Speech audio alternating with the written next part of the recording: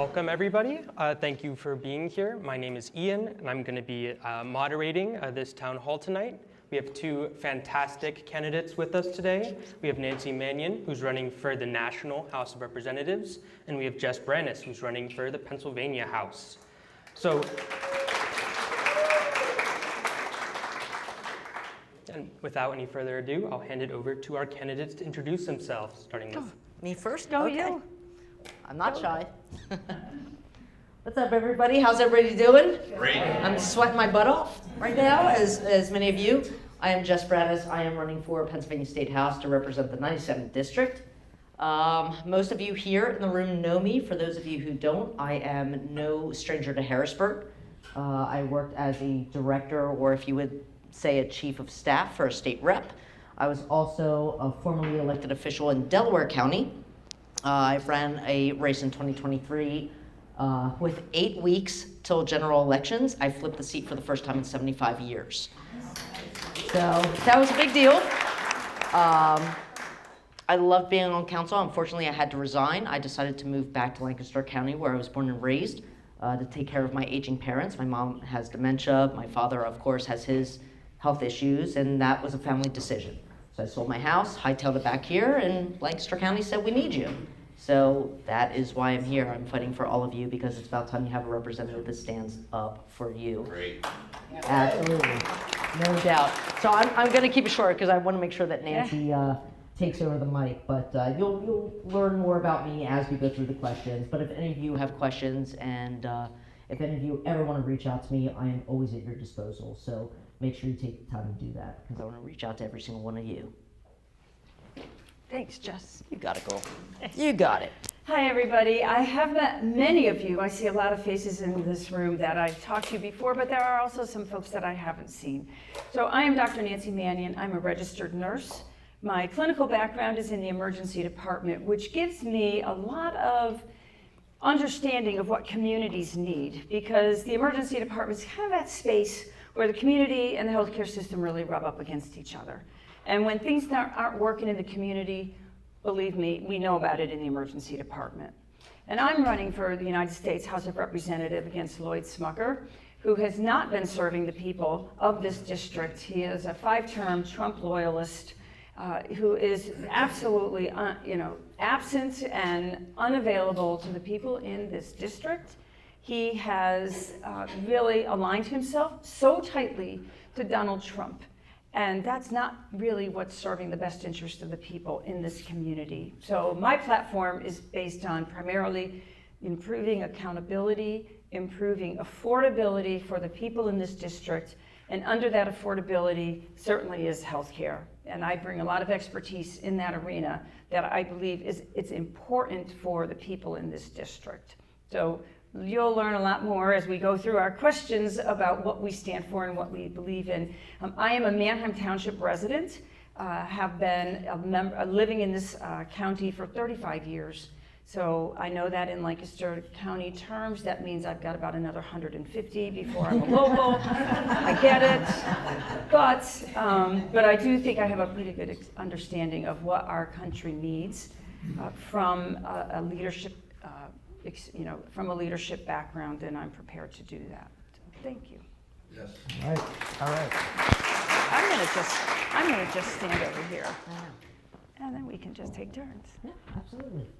Okay, so without further ado, we can get started with questions. There should be index cards being passed around. I think Lori has some extra ones, so if you need any, she's able to give them to you. You can also head up to that mic up there if you're feeling brave. But I Feel brave. do have one already, which is regarding the AI data center that is underway in Greenfield Road. And so, knowing that these data centers are a township level decision, what do you think you could do about it at the state and national level? In particular, dealing with the impact on the community's utilities and water supply. You want to start? Start. It's local. Am I allowed to take this off here? Yeah. I like to walk around when I talk. I was a teacher, so that's pretty much how I do it. But I put the shorter word on there, so. Are you insinuating that I'm short? I am. 5'1 3/4". That's just letting me know. I used to be 5'2". Okay, so let me start by saying that there have been data centers here for a very long time, but not the data centers that we're talking about.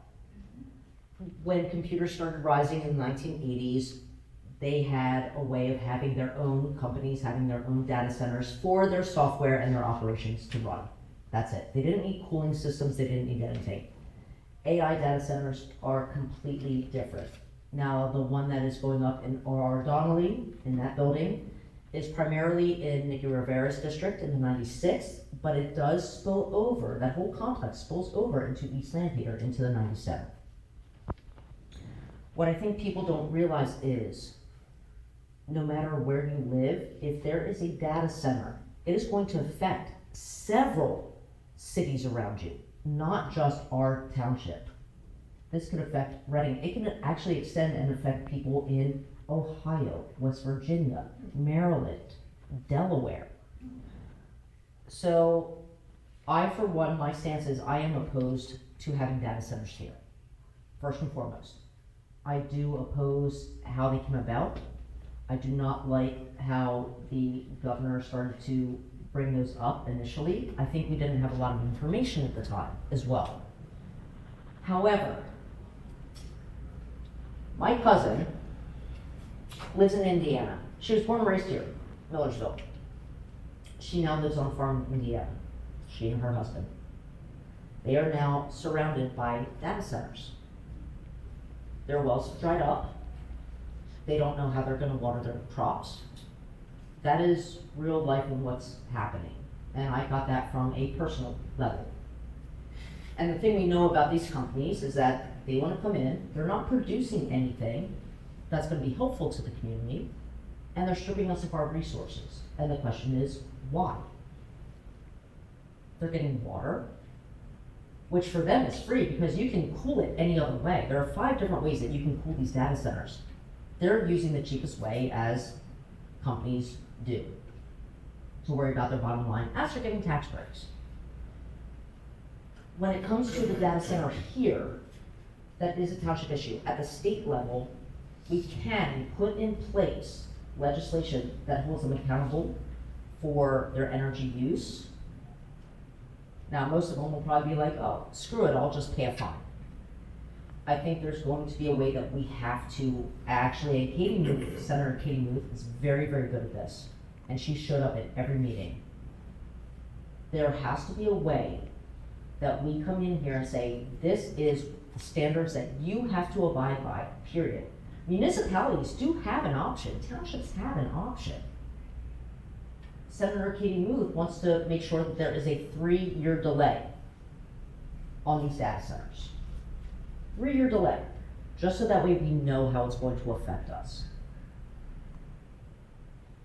I will vote for anything that will stop the process of these. But the good part is, because it's at a township and municipality level, and we just saw it in Columbia, it's for the people, the residents, to rise up, to show up to those meetings. And I will tell you right now, if any of those meetings have to happen here, if there's zoning or planning meetings that happen here or in other areas that I represent, whether it's Westland Peter, whether it's Mannion Township, whether it's Penn Manor, I will show up to every one of those meetings and I will sit there at the microphone with you. Because we don't want them here. They're not adding any good. We have other types of industries that can come in that aren't stripping us of our land or our water or our energy, that will actually provide services for this region and keep younger generations who are graduating from our universities here on a professional level. We are known for our healthcare here. So there is no reason why we should be sitting here adopting data centers that aren't providing our communities anything, stripping us of our resources, instead of bringing in industries that actually help us. Because right now, especially when it comes to healthcare, we need that. That's where our pillar can be. We don't need to be on the cutting edge of technology, because that's gonna bust at some point anyway. We've seen it happen. You know, I'm afraid if AI data centers come in here, what's the next thing that's gonna come in here? You know? So my primary focus is making sure that we can fight against data centers. Now, the ones that are here, I don't know if they're gonna be grandfathered in, I'm still checking out that data. I am gonna have a one-sheeter on my website so everybody can check it out. But I will tell you right now, every time there is a meeting, you can best bet that I'm gonna be standing up there and saying, get out. Because we don't need it here. We can do better things with our resources and not strip the communities of their health and their environment. Thanks. From a federal level, there's a lot of nuance around what data centers are and what their impact is on the community. I think that we have data centers that are here and use of AI, and the regulations that oversee it are kind of way back here lagging. We need to do some really earnest work to make sure that the regulations around data centers are where we are in terms of this technology. And it's gotten way ahead of us. That's why they're trying to buy land everywhere. One of the things I think that I wanted to follow up on Jess's comment is about transparency. We see people buying up land and going to zoning meetings asking to change the land use with not a lot of specificity about exactly what they're trying to do with it. And we saw that in Columbia. It was like, is it gonna be housing? Is it gonna be a data center? Is it gonna be a warehouse? Mount Joy went through this not too long ago. It ended up becoming a lot of warehousing. And that's truck traffic, environmental noise pollution, environmental light pollution. So it's important from the get-go that the municipalities have the regulations in place that demand the transparency of who the developer is and what is it they're actually gonna put in that land. Because once they get the zoning changed, it's, you're stuck with whatever they decide they want to put in there. So I think that Jess's point is well taken. When you hear there's a land use meeting happening, you need to be present. You need to make the community aware, and you need to show up. And we saw that in Columbia. That was pretty impressive. Now, Columbia's a really pretty small borough. Not a lot of land there. And to plunk down a gigantic building that was gonna use a lot of water and a lot of electricity seemed really inappropriate. So if we need to have data centers, which I think we need them somewhere, then let's find the appropriate place to put them where the impact on people is not so significant, where it's not going to jack up our residential utility rates, it's not gonna strip our wells of water, but put them in an area where they're going to not be as disruptive to the environment. And there's probably plenty of places where that can happen. We just need to be more intentional about finding those places rather than the convenience of, well, there's a highway here and I'd really like to plunk down a data center. Yeah, but you're really not gonna have a lot of people coming in and out of there once it's built. Really, there's probably about 60 jobs that remain in a data center, the technicians that run the data and run the computers. Once the building's done, there's not a lot of human people in there. And those jobs, one of the concerns that I heard expressed from people who are very involved in the economic development of Lancaster County was that these jobs require that the ongoing work in data centers requires a high level of sophistication in terms of computer skills, managing these large data files and managing the equipment. And there's not a lot of people in Lancaster County that have that skill set. So who are they gonna hire? Who are they gonna be able to bring in? And how are they gonna develop a workforce in this district that's gonna be able to run this if we wanna make the economic benefit beneficial to Lancaster? And that's the dilemma they have. The construction is valuable. The construction brings a lot of good union jobs, by and large. That's helpful for people, but the residual effects need to be addressed. So from a national level, we have to understand the environmental impact very, very clearly. And we don't have a very good handle on that. And the environmental regulations need to be strengthened so that we can make sure we're protecting our natural resources. We need to have legislation and strong conversations with our utility providers. How do we generate the type of resource, the electrical resource that they need, the energy resource that these data centers need? We need to work with the EPA, we need to work with the Energy Commission, we need to have the regulations that protect communities but allow us to be able to grow. Bottom line is every single one of you in your pocket right now has a cell phone. And for every time that you open up and scroll through social media, we're consuming that stuff that the data centers are managing. So unless we decide that we're going to black out our lives, we're going to have to come to some sort of agreement about how we're going to put where and how these data centers are going to function in a way that protects communities first and foremost. We don't know the long-term impact of the environment, the noise and the light pollution and you know, any kind of other disruptions to the environment. We don't have enough experience. So we do need to be cautious and careful. And I think that's what I would be looking at, is what are the environmental regulations and how do we protect our natural resources and how do we protect the health of our people. Can I follow up to that? Would you mind, real quick? So one of the, and I love that you said that in talking about EPA regulations. So I don't know if you've read it in the news over the past year, but Bill Gates is investing to open up a 3 Mile Island reactor. How many of you have been here when 3 Mile Island melted down? And I was about 2.5 years old. At 35, I went through cancer, thyroid cancer, from overexposure to radiation. In my zip code here, 17660, well, where I lived, 17601, where my dad was the neighborhood doctor, we were not evacuated. He had to help patients. I grew up swimming in that river. I grew up fishing and eating the fish, when you could eat the fish back then, out of that river. And when it came out that I had thyroid cancer, and I told all my friends, a lot of them that either I graduated with or were a year below me, ended up having the same thing. Knowing that Constellation Energy signed this 20-year deal to open up this reactor to power an AI data center is astounding to me. Half of the 97 district runs along the river. How many people is that going to affect if something goes wrong? And I can say right now, they could say, well, nothing's going to go wrong. If you're rolling back EPA, something's going to go wrong. And guess what? The people who are affected aren't going to know for 30 years, just like I didn't. That's why we have to really take a stand with these. And I was so happy in Columbia when the people rose up. That's why I'm willing to rise up and speak with you guys when you're at the microphone at these meetings.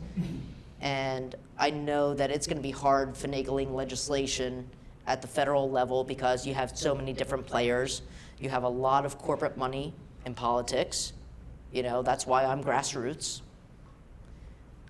But if we are looking at the saying that we want the next generation to have it better than we did, if we don't fight something like this, we're not doing our jobs. We're really not. How many of you want your kids or your grandkids 30 years later to find out that something's wrong with them? And that's what it comes down to. We do not know the amount of damage that this can cause to a community, but we can listen to the people who already have it in their communities. And I think that's where we have to take our start, because they're the ones who are experiencing it now. And everything that we know how to do, the choices that we make, come from the experience that we have. So let's utilize that and what they're going through to make our decisions. And then further on the topic of utilities, we hear a lot of politicians talking about affordability. What can either of you do on the state or national level that can really help the average person or family in that regard? I'll start with that. I think we've all experienced a little sticker shock at the gas pump in the past several months. Wars of choice that obstruct the flow of vital things to our economy wasn't probably the smartest move that the administration could do. We need to be mindful of how the United States sits as a global player. When we take unilateral action in communities or in countries, we have an impact not just on what that country is experiencing, but look at how fast and how hard that came back on the United States.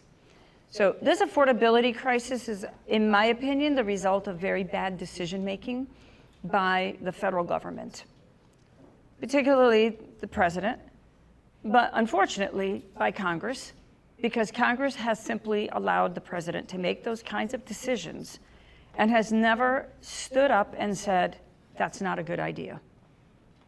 You've never heard Mike Johnson talk back against what the president wants, and you certainly have never heard Lloyd Smucker stand up and say, this isn't a good idea. Trump's slash and burn approach to our government, cutting jobs across multiple agencies, has created unemployment, has shifted work that was done by one agency to another agency. It's eroded the public health. And not once has Lloyd Smucker stood up and said, Donald Trump, this isn't good for the people of PA-11. So if we don't want to have to deal with the chaos of tariffs, which is, today, 25% tariff on your country, 20% for you because I like you a little bit, 50 because I really don't like you at all. Which is how it seems, if you follow the news, that the tariffs get applied to countries. But that doesn't last because, okay, now I like you and I'll drop it down to 10%. So that chaos makes it very difficult for businesses to be able to do what they're supposed to do. They can't plan, they have no ability to understand what they need and how much it's going to cost them.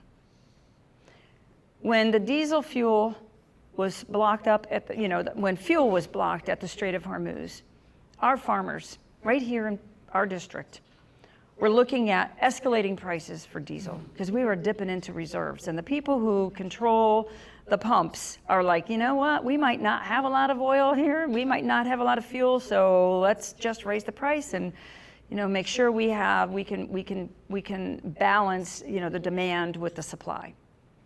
And so the farmers were paying extraordinary amounts of money to buy fuel that they needed to go out and do their crops. In addition, the fertilizer, that most of it comes through the Middle East, through the Strait of Hormuz, was also blocked and unable to come just in time for planting season. We were talking to a group of farmers and asking them how was this issue with the Strait of Hormuz affecting them. And they said diesel had gone up to $6 a gallon. The price of fertilizer had gone up $200 a ton. And if you need hundreds of tons of fertilizer to do your crops, you're paying a lot of money out of your pocket that you didn't plan on spending. And I don't know if you've ever talked to farmers, but they're not, the local farmers with their small farms, they're not millionaires and billionaires. It really hurt their income. They're mostly always right on the edge, trying to be profitable. And so this created an affordability issue. When those crops are now being picked and sent to the farm, to the processing and to grocery stores, with the high price of fuel, who's paying for that? Who's paying to get produce to a distributor to get to a grocery store? We are. Somebody's going to pay for the price of that gasoline. Somebody's going to pay for the price of a crop that's not going to be as robust because we didn't have enough fertilizer. So the affordability issue at a federal level is really directly related to the type of erratic, chaotic behavior that the president exhibits around the marketplace. And Congress, whose job is to be the purse of our country, allocating dollars, allocating monies to programs, has sat back and said, whatever you want to do. And I say to Lloyd Smucker, if you don't want to do your job, then step aside and let somebody come in and do who wants to do it. Yes. Well done. Okay, let's talk about the state level. Wow.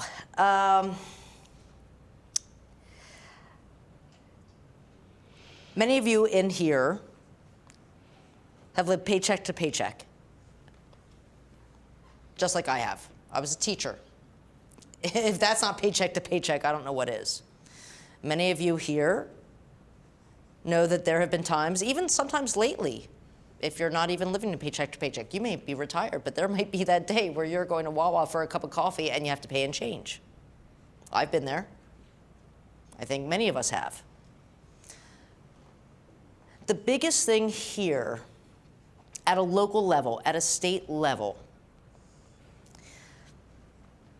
is not necessarily just what's happening at the federal level with the rising cost of diesel fuel, but we have the rising cost of utilities.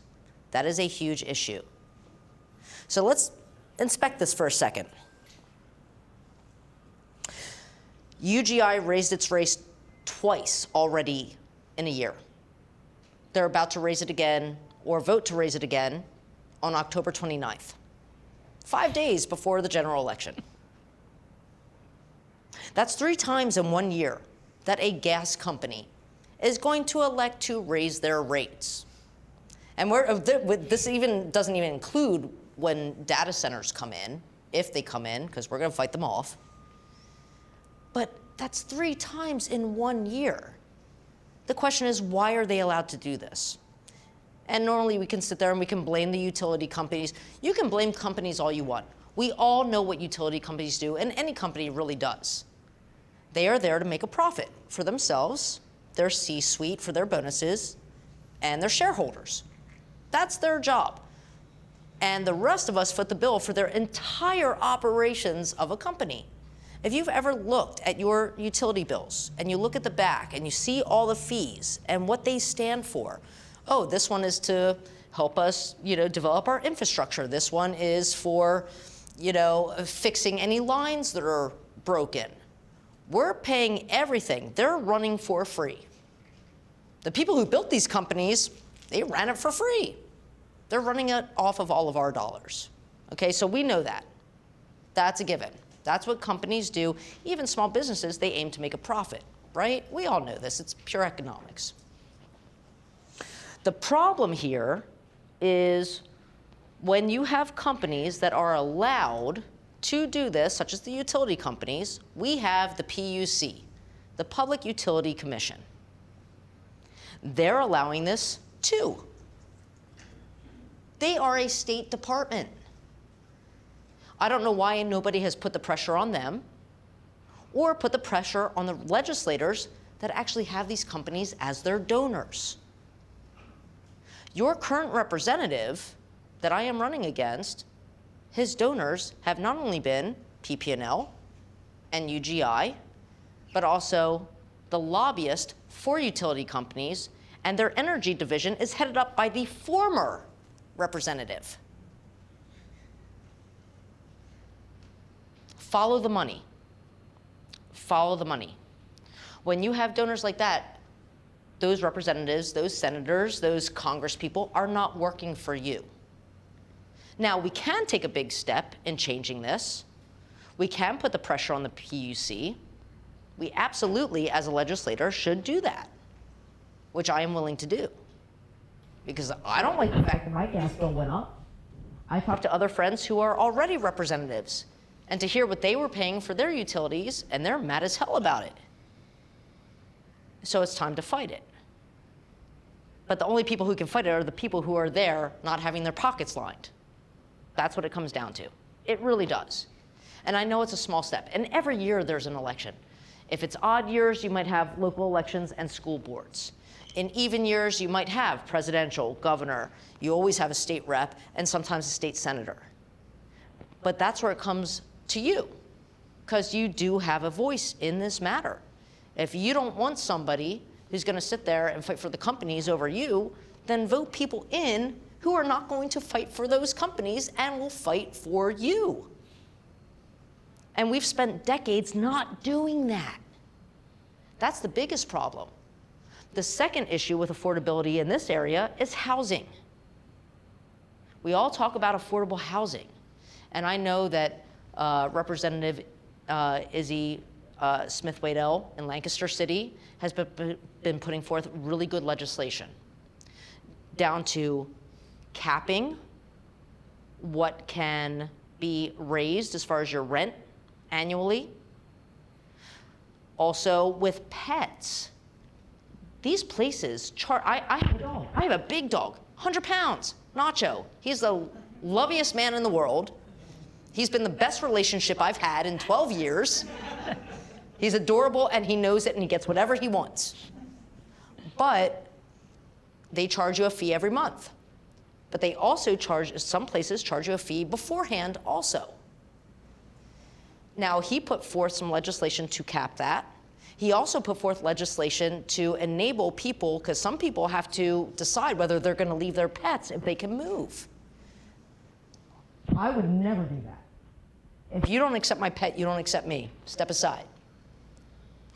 But now we have people who are maybe single women, who are in domestic abuse situations. They deserve to have that protection and their pet with them, period. So he is putting forth legislation. I would like to see a cap on what they can charge you at the beginning of a lease. And I'll tell you why.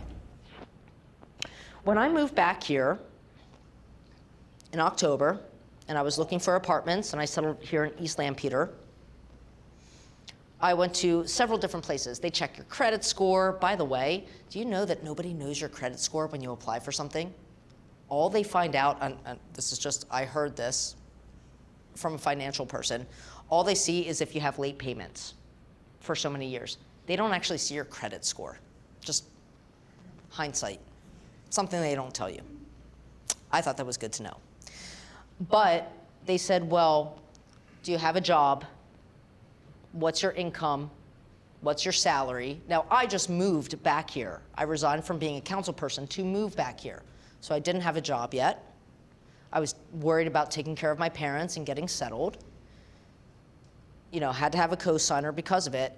And I said to, thankfully where I am now, they didn't worry about any of that. But other places I looked at, I said, well, what happens with senior citizens who are on a fixed income?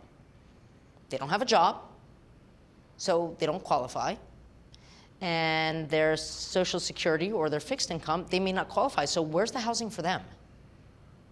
And that made me so distraught.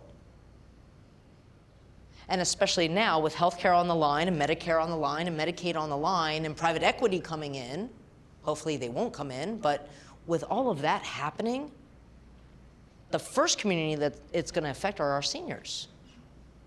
And I'll be damned if I stand here and they don't have housing. But it happens with others too. I had a student, I taught high school, I had a student whose parents were, going through their stuff. He ended up becoming homeless. His parents actually kicked him out because they couldn't resolve their stuff. This is a child, 17 years old at the time, who was living in his car, sometimes in the school parking lot, trying to study, trying to graduate. But because of his age and because of his situation, he couldn't find housing either. I mean, he had a job, he was working, and he was studying. He was going to go into the military when he graduated, which he did. He turned out to be a really good guy. He actually still serves overseas for us. He has a wife and a new baby. He keeps in contact with me over almost 20 years. But where's the accessibility for people? I mean, it could be any one of us. It could be any one of us. I have friends in long-term care. I have friends in nursing homes because of certain health issues. What happens if they're put out on the street? And these companies that are taking over all the properties, who won't accept them because they don't have an income, because they don't have a job to put on a piece of paper. They have the money for it, doesn't matter. So that's where affordability is going to have to change. We have to ensure that we can do that. And by the way, we can take all these buildings, there are tons of buildings in Pennsylvania and in Lancaster. The government can take those over by eminent domain and create affordable housing. Stop letting private companies come in and do that. If the government can take that over, we could do that with the old prison here. Make it eminent domain. Create those apartments and rent controlled. So that way people can actually have a roof over their heads. That's what we're supposed to have. We're supposed to have a roof over our head, clothes, food, and health. Every citizen deserves that. And there's no way that we can't do that here. We can do that in a heartbeat, provided we have the right people in there voting for it. That's it.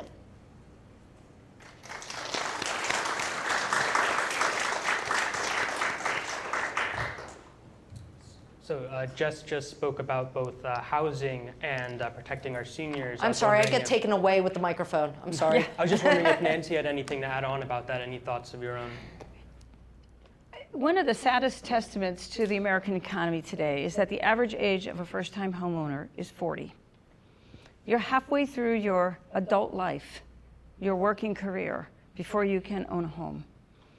For those of you that have a few more years behind you, you remember that when you got out of college, you bought a house because you had a job and you could afford to do that. But that dream is so far removed from the young people that I talk to today. They have no hope. That was the word that someone told me a couple of weeks ago when we were talking about housing. They said, I have no hope that I will ever be able to afford a house. Between student loan debts, the price of housing, job, insecurity, I'll never be able to afford to buy a home. When that American dream feels that far removed away, we're not making the American dream a reality for the people in our country. And I think that our younger generations deserve to have that dream. This will be one of the first generations that didn't have it better than their parents. Historically, that's been the drive in the American economy is, the parents, at successive generations, more children were able to go to college. The people got better jobs, had a healthier and more robust life. But we're not seeing that happen. And when 35-year-old people are living in their parents' home because they can't afford even an apartment, apartments in Lancaster County cost more than I pay in my mortgage. And that's not uncommon. But you had to have the money to be able to buy the house in the first place, and that's the dilemma. A lot of people could afford to get in a house, but they just can't get into it. So we've got some real issues around housing that needs to be addressed. I think, Jess, you talked eloquently about the rental situation, and how expensive it is. And we're building very high-end rental properties all around the county because we knew there was a housing issue in Lancaster County. But when the average rent price for those is $2,200 to $2,400 a month, that's not exactly affordable. Especially because we don't have a minimum wage that has risen much in 20 or more years. Granted, very few people are actually at that. Most businesses have kind of stepped up to be competitive. But even so, if you're making $15 an hour, are you going to be able to afford to save up and buy a house? Or be able to live in a $2,400 a month apartment? So when we have that much housing insecurity, that's just Lancaster County. It's a universal. Every place in America is struggling with this. We need to create pathways for people to be able to buy homes. That was part of the legislation that was passed last week in the housing bill that Lloyd Smucker forgot to sign because he was up in Macungie, hanging out with his friend Donald Trump. He wasn't in Congress to sign the bill. Trump refused to sign it, as you recall, because he wants to attach the SAVE Act to it, and I won't digress onto voting rights, but just to say that that legislation will pass. It has enough majority to be able to go into law. Whether the president signs it or not signs it, we're going to have some adjustments. That's what we need. Finally, some piece of legislation from our Congress, the House and Senate, to be able to do something good for the American people. But those are the kinds of things that we're going to have to really wrestle with because our economy is in this state of disruption because of the choices the American government has made about how it wants to spend its money, particularly on wars of choice, Department of Homeland Security, as opposed to investing in the people.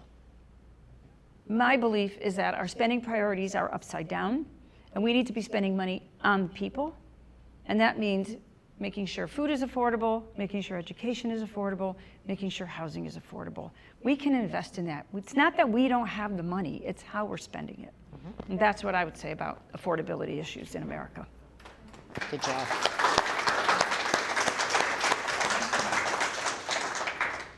So speaking of the minimum wage, this one's for Jess. What would you do for the minimum wage in PA? And how do you think it helps our communities? I'd raise it. Is that easy? I know a lot of people out there. Most people out there say companies, even small businesses, pay above the minimum wage. But let's think about this. Let's have a little talk. Minimum wage is at $7.25. Hasn't been raised since 2009. Right? Federal level is $7.25. West Virginia has a minimum wage that is larger than ours. We are the Commonwealth. We are the birthplace of this country. I don't know about you, but that seems a little wrong to me. You have to be up to par. And when most people say, well, oh no, this company pays this company pays bless you, $16 an hour, I will tell you. So I just finished up with, like I said, school year at Mannion Township. And they said, well, we have a program that's running. First of all, they misled me about the program, but they've diverged into that a little bit later. But do you know that aides there, and I have seen the work that aides do for our adapted and IDA communities. They deserve so much more. They pay $16 an hour, just that. Okay, so that's above the minimum wage. That's above what they have been asking Pennsylvania to raise it to. I don't think $15 an hour is enough for anybody. That is not a livable wage. So when I heard that the people who do this hard work for these kids, and I can tell you, I have seen it, what they do is, I mean, I don't know if any of you would have the patience or the godsend to do it, but they deserve a lot more. Okay? So let's just take that as a framework. There is no reason that anybody should be making less than what allows them to be able to pay their rent, their groceries, their utilities, their gas, and save. I mean, think about it. Everybody says, oh, invest for your future, invest here, invest there, have a Roth IRA, have a 401k. Well, guess what? The majority of us cannot have that. And it's designed like that. And quite frankly, if they raise it $15 an hour, if they raise it overnight, guess what? Next year, it'll have to be raised again. And it'll be stopped. We don't need to be stopped for another 16, 17 years while all the other prices go up.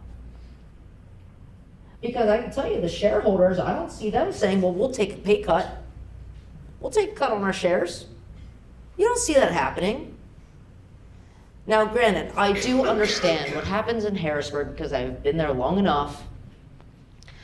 Sometimes it has to take baby steps, right? We are a state that has a, right now, slim majority Democratic House, Republican Senate.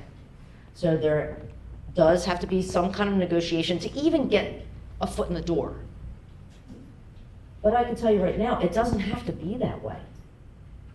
It doesn't have to be that way. We've seen it with President Trump. He came in and he destroyed things in a day. We've seen Mandami go into New York and he's uprisen the people in a day. But if you solve the problem, people are out of a job. If you solve healthcare, if you cure disease, medical industry isn't needed as much. That's a lot of money on the table, isn't it? I mean, that's a fact. You know, we all think about it, we all talk about it, nobody is out there saying it. I have no problem saying it, I'm ballsy. You know? But when it comes to raising the minimum wage, yes, I will support raising the minimum wage to $15 an hour. I think it will be more. The question is, how does it affect our small businesses? Because that's one of the biggest concerns. But when you give people more money and they're able to live and they're able to spend it in places, and most people do want to support small businesses and local businesses. I mean, thank God for Costco. When the government rolled back the DEI situation, Costco was like, nope, we're not rolling it back, and we're going to pay our workers $30 an hour and our part-timers $20-something an hour. And guess what? Even our part-timers are going to get health care. And guess what? Everybody goes to Costco. The reason why companies don't want to raise the minimum wage is because they don't pay for anything. They don't pay for anything. We pay them to run their businesses, and in turn, we are also paying for their staffers and employees to have benefits from the government. We all talk about SNAP, we all talk about Medicare, we all talk about Medicaid, we all talk about all this stuff. We are paying because the companies will not pay their workers. And I fully believe in Medicare for all. I think everybody should be able to go see a doctor. That is normal. Everybody should go see a doctor when they are sick. No question. And not a 3-week wait time like my dad just had before his surgery, who was the family doctor. So what we're doing here is backwards, and we are letting people get away with it. At a state level, we can raise the minimum wage. We can do it overnight, as long as we have a strong voice in the House to pressure the Senate, because right now, our Senate is not on board. That's how we have to combat it. We need enough people in the House in order to put the pressure on that Senate. And like I said, $15 is not enough. It's a start. I don't think it's enough. That comes out to what? $14,000 a year? Do you know, when I started working for the House of Representatives, I started working in constituent services. It was right after the pandemic.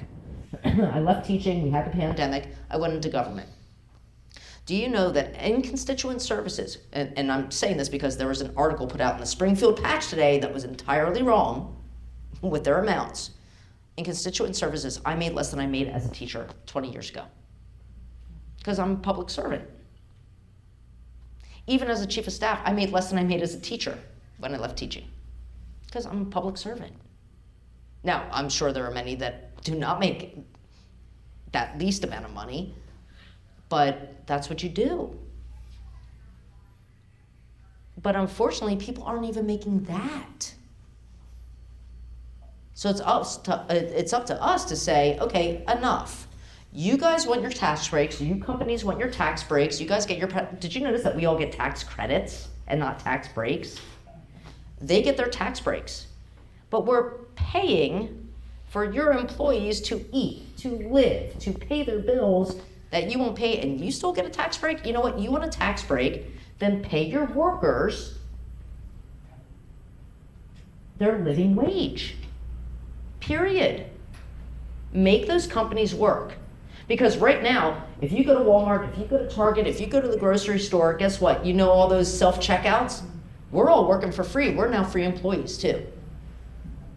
Did you ever notice that? Because I think they owe me a lot of money for checking out my own groceries at this point. And they probably owe a lot of you. So make them give people what they are supposed to have if they want those accommodations. It's that simple. And we can do that overnight, as long as we have people on board. But it can be done. And it's going to be done for you guys, for all of us. Because I'll be damned if I see another college student working $7.25, $10 an hour that I got paid for babysitting in 1986 and not be able to even save for something in their future.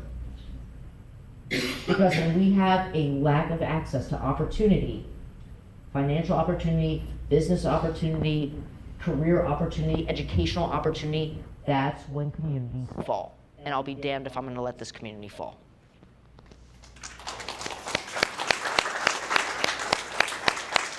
Are there any questions in the audience? Yeah. Any audience questions at all?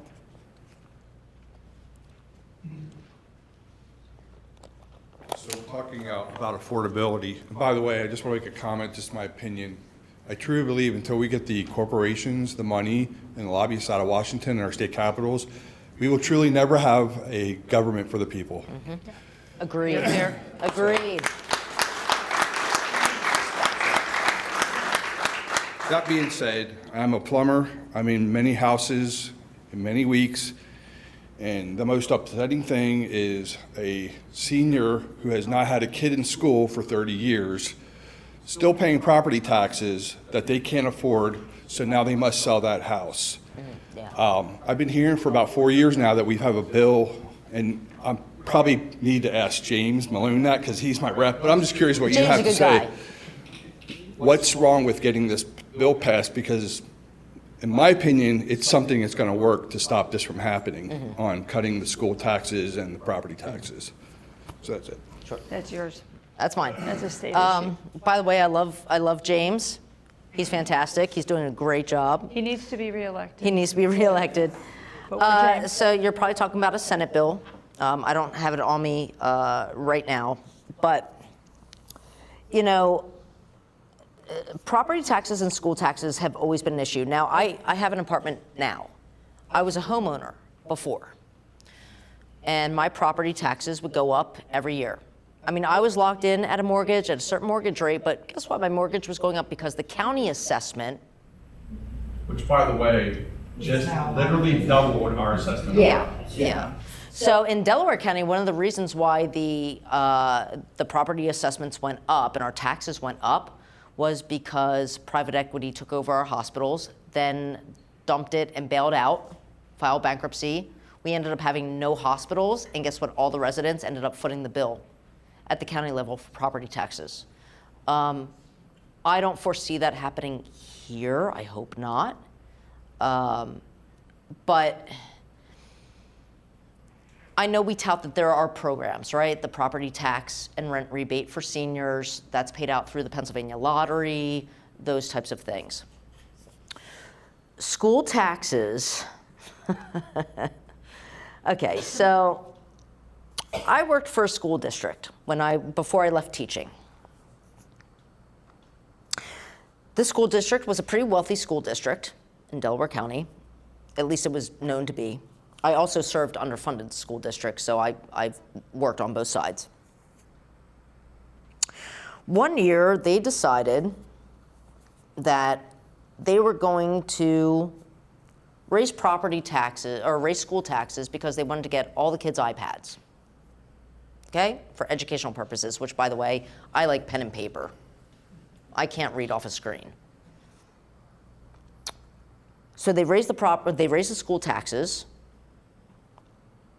They said, we're going to get these iPads. We are going to enter into this pilot program by the state, and this was before the pandemic, and try to figure out this online learning stuff in case we have a snow day or whatever. Now, they did this approximately 2 years before the pandemic hit. Right on time.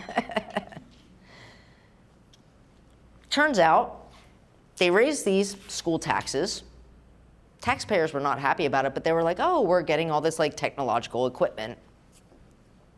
The school district didn't recoup on any of it because they didn't sign up for the actual program that the state was piloting. They spent all that money, took it from the taxpayers, and didn't even do what they said they were going to do. That's one problem. Second problem with school taxes, I'm not a fan of cyber schools. I know that there is a use for them. I am not a fan of vouchers. I will never vote for I have seen way too much financial corruption happen in the voucher sector.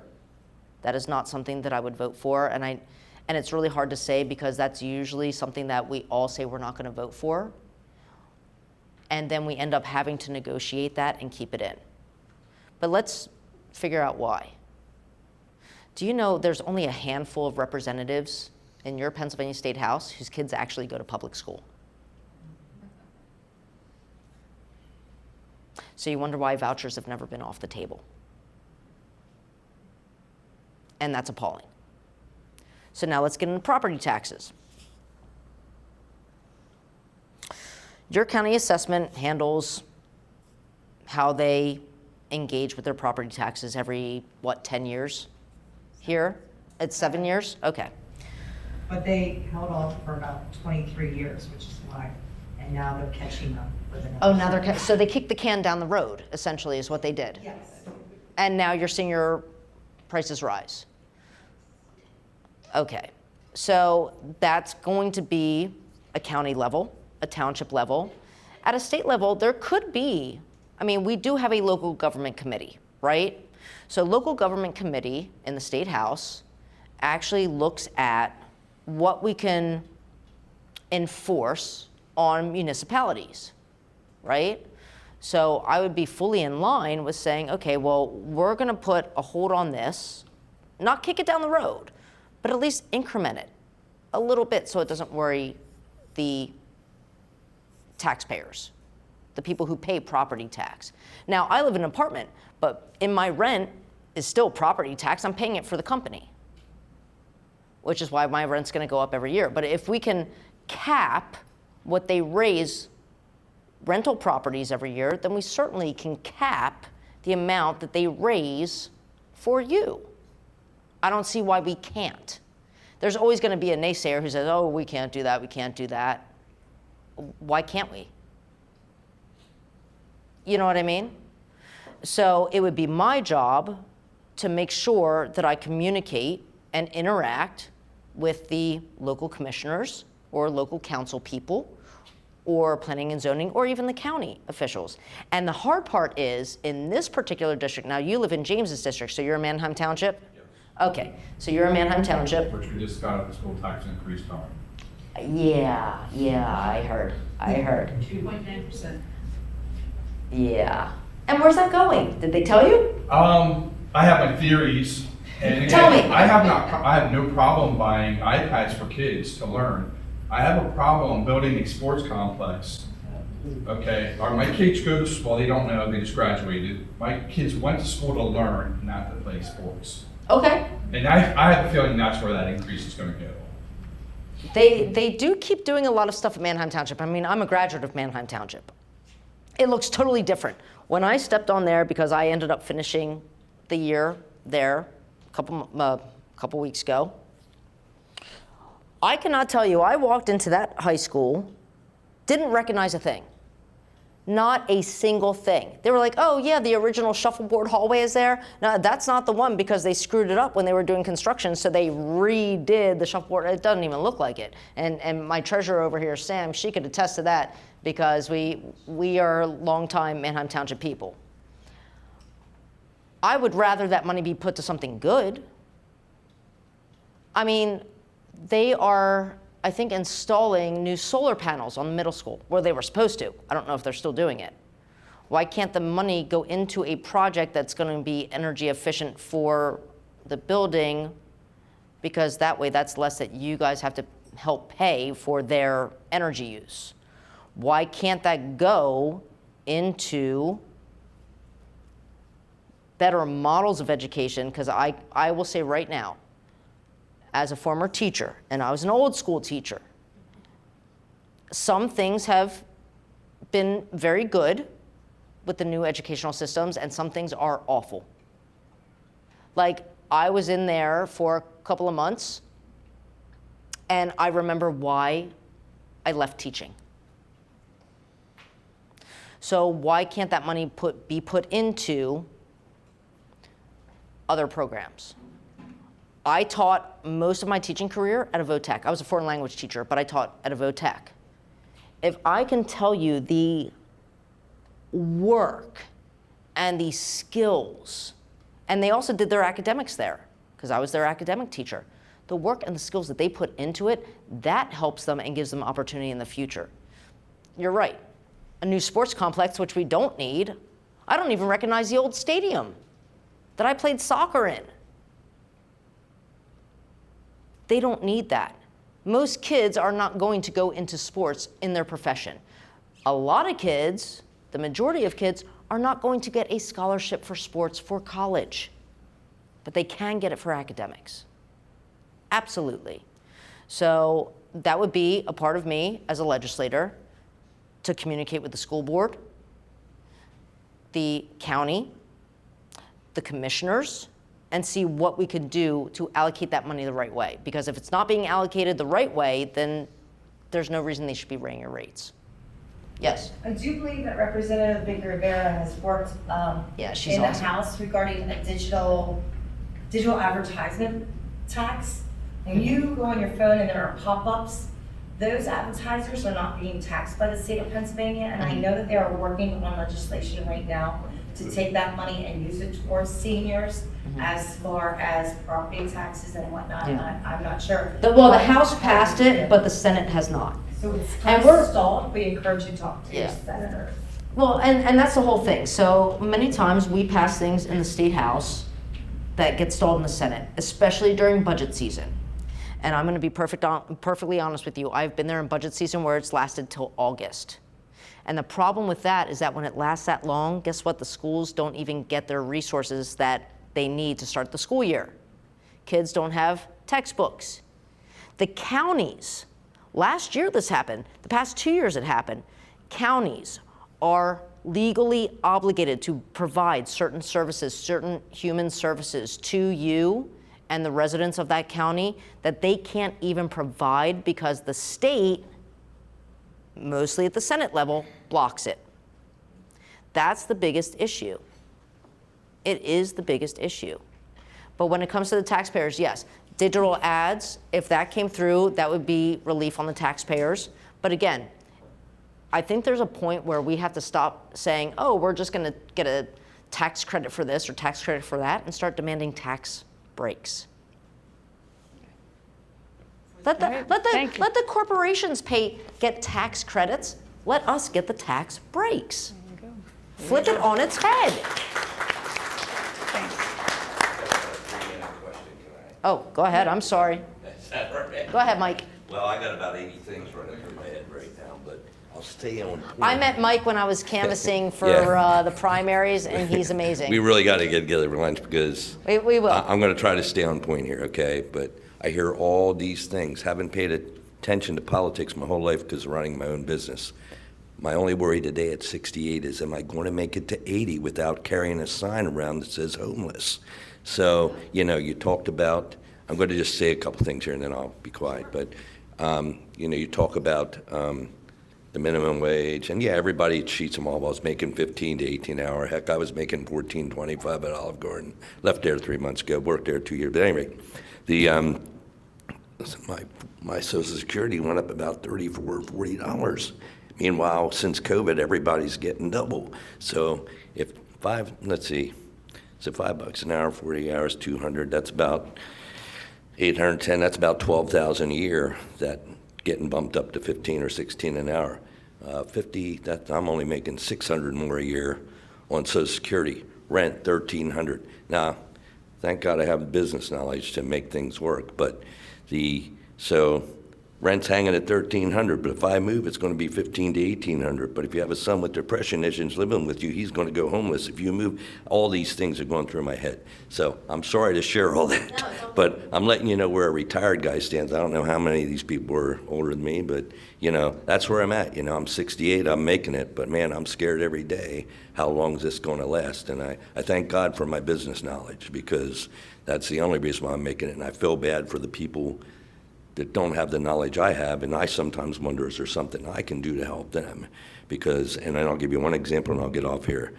My wife's Eliquis. So in January, we have to make a decision. Do we want to risk a stroke and not take the medication or try to come up with $500 to get it on the first hit and then $120 a month? So I send the doctor a message. Wife can't afford her Eliquis, so please advise. They had a nurse call me, and I don't know how many people know this, but there's a PACE program if you make under $42,000 a year. So her Eliquis is now $15 a month. Yeah. She's on another medicine, same thing. So if I want to had to know how to do all that, and there's a lot of people probably at home wondering, what do I do? Wish there was a way to help them. I'm not worried about myself too much right now, but I'm one bad ankle away from not, going homeless. So anyways, sorry, I hope that no. wasn't too much. Take it from the No, nurse. thank you. Take it from the Yeah, nurse. the nurse will speak to that question. First of all, Social Security is in jeopardy in the United States because we have a cap on how much we take for Social Security, and then after like $184,000 a year, if you make more than that, there is no other investment into Social Security. Congress has the right and the responsibility to address solvency for Social Security, and I would raise that cap. It will no longer be $184,000 a year. Really, people have said if we raise it to $400,000, that will add about 75 years of solvency to Social Security. There really is no reason for a cap, period. Let people invest into Social Security. It's your money being invested into a federal program. You get it back when you retire at that proportion. So raising the cap on Social Security, I think, will help to alleviate some of the anxiety that I heard you express about how do you make ends meet when you're at this age, but you've got, hopefully another 20 years of living to do on a program that may or may not be there for you, because now they're saying 2032, Social Security could be completely broke. So raising the cap on Social Security is important. Being able to negotiate prices for medication on Medicare is also very important. And again, actions that Congress can take. We as Congress have the right to negotiate these things, but there are barriers that have made it difficult or a lack of will to make that possible. We can negotiate the cost of medications just like any other insurance company. We just need to do it. So the price that you talked about, I know that medicine, my mom was on it as well for a period of time. The first time we went to the pharmacy to pick it up, it was $900. Yeah. and I just looked at the pharmacist like, okay, let me get a credit card out for that one. Because she needed it because of her health. But there are programs, but those need to be made more available and accessible, and that should be the first conversation people are having with between the pharmacists, between the physicians and the nurses to the patients. These are the programs that can help you with that. But the federal government is the largest purchaser of medication in the United States through its Medicare program. We have a lot of leverage, and we aren't using it. So I would be working on how we can leverage the buying power of the federal government to lower the price of medications for people on Medicare programs. That has to happen. Because when you are on a fixed income, and back to your question, when the price of everything keeps going up, you're not going to go out and get another job when you're 70 years old or 75 years old or 80 years old, and maybe your health isn't so good. You're not going to be able to do that. Maybe a 25-year-old can work, a couple jobs and juggle around to try to make ends meet. But that's not a fair thing to ask those who have already spent their life, worked their lives, and are now supposed to be enjoying their retirement. So we have to protect our seniors. We have to make life affordable for them. And to the cost of property taxes, I know one solution I've heard is that at a certain age, property taxes are capped. They can't be raised. Everybody else in the community, it has to be distributed. But if you are at retirement age, I think was what I had heard, then those are fixed. So there's predictability in what your expenses will look like going forward. And I think that was kind of to the question you were asking about people who can no longer afford to live in their home because the property taxes are so high. Many of them, their homes are already paid for, but it's the property taxes that they're paying, and depending upon your community, that can be a lot of money. So I think that there are some strategies that can be done. Again, that's a state level, community level decision around property taxes, not a federal one. But certainly the federal government has a lot of influence on some of the everyday costs that seniors are facing, and I would definitely work on those. Life's like a game of Monopoly, right? I mean, I I love it. It's understand. keeping me alive. I mean, it's like otherwise I'd be at home, Yeah, no, but it pains me to hear Living the people dream. say that, we have to call the doctor. We don't think we can take this medicine, and what's the Right. consequence? Right? Dr. AJ, what's the consequence of people not taking their medicine? They get sick, Yeah, right? can I make? You can Please. make a comment. Please come to the microphone. Thank you. So as a physician, I hear this story every day about how meds cannot be afforded. And I can tell you that the problem is who we elect. The story I will tell, just an anecdote, is why our meds cost so much in the United States, especially for the Medicare population. Medicare Part D was a law that was passed in 2004. And the individual who spearheaded the legislation in the House of Representatives, Representative Billy Towson of Louisiana, pushed it through. It was both houses and the presidency were Republican at the time. And the bill ended up being written by the lobby. It was submitted to him and pushed through.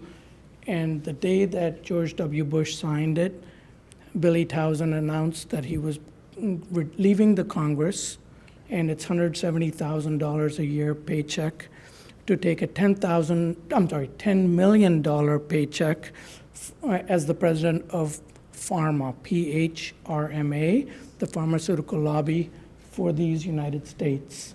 And so the reason was that Medicare was going to foot the bill for Medicare with the donut hole and all that, made it very complicated, and people were going to be funneled towards Medicare Advantage, not towards the traditional Medicare, in order to get that coverage. And in the process, the federal government was prohibited from negotiating drug prices. It wasn't until the Inflation Reduction Act a couple years ago that was passed that the government finally was able to, through budget reconciliation with no Republican support, have a legislation that permitted negotiation of 10 drugs, Eliquis being one of them, and that's finally bringing the price down.